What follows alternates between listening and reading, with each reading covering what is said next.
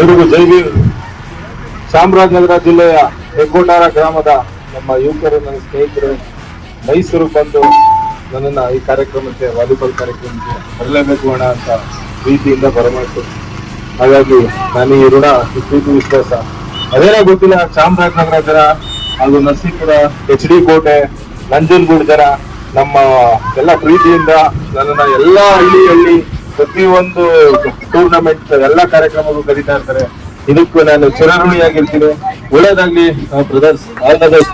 ಯಾವಾಗಲೂ ನಿಮ್ ಜೊತೆಗಿರ್ತೀವಿ. ಎಲ್ಲ ಪ್ಲೇಯರ್ಸ್ಗೂ, ವಾಲಿಬಾಲ್ ಪ್ಲೇಯರ್ಸ್ಗೂ ಆಲ್ ದ ಬೆಸ್ಟ್. ಒಳ್ಳೇದಾಗ್ಲಿ. ಜೈ ಭೀಮ್.